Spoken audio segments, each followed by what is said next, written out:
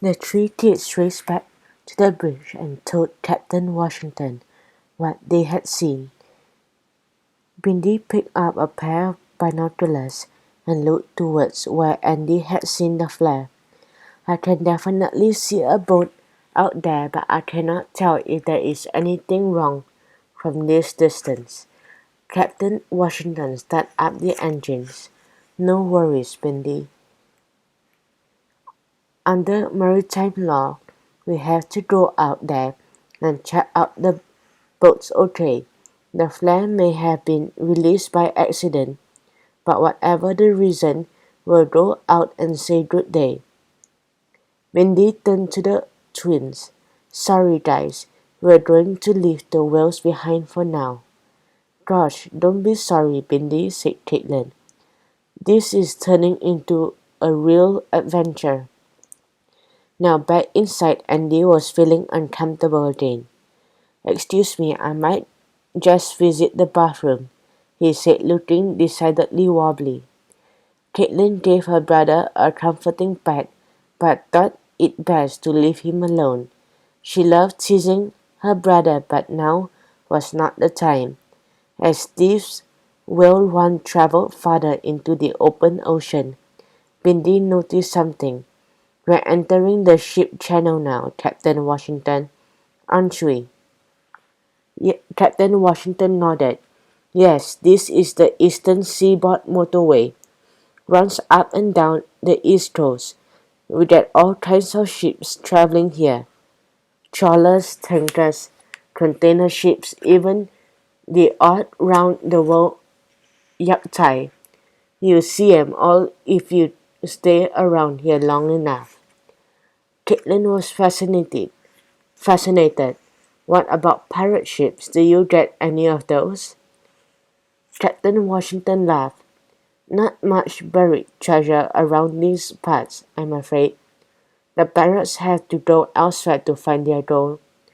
Bindi added, "Our buried treasure is the fantastic marine wildlife we have, and of course further up the coast is the start of the Great Barrier Reef, which I definitely consider buried, or maybe just submerged treasure." Captain Washington nodded. "Right you are, Bindi." They were speeding closer to the boat, which they could now see was a fishing trawler. When Captain Washington started to chuckle, "I don't believe it," he said, shaking his head. Caitlin and Bindi looked at him, confused. "What is it?" they asked. He didn't answer but picked up the radio. "Steve's well one to Tommy's target, over." He spoke into the mouthpiece. There was silence for a moment before the radio crackled its response. "You have got to be kidding, mate. All the boats in the ocean and we have to get saved by you? Unbelievable, over."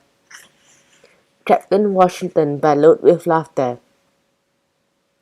"Captain Washington, do you know the people who own that boat?" asked Caitlin, wondering if all the Australian captains spoke to each other like that. "You bet, mate.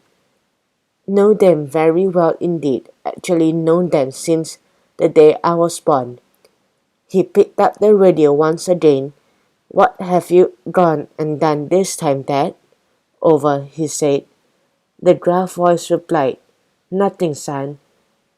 We were innocently minding our own business doing a spot of fishing when some huge container ship almost rammed straight into us. We avoided a collision but got swamped by its bow wave. Now the engine's flooded. We're not going nowhere without a tow back to shore, over." "Righto, I can help you with that, over." Caitlin was busy looking at the trawler. "What's that man doing?" A crewman, a rotund man in his 50s wearing a colorful Hawaiian shirt, was leaning precariously on the bow of the trawler, reaching down to pull in a trawl net. "Isn't that dangerous?" Caitlin continued. "Couldn't the waves pump him over, there could be sharks in the water. Captain Washington looked at the crewman. Ah, that's Matt Jake, one of my dad's old fishing buddies. Matt Jake? Said Caitlin with a gleam in her eyes. Sounds like a pirate name. I might go out and say hi. She headed out to the bow of the boat. Bindi looked at Captain Washington. She really seems to like anything to do with pirates, doesn't she?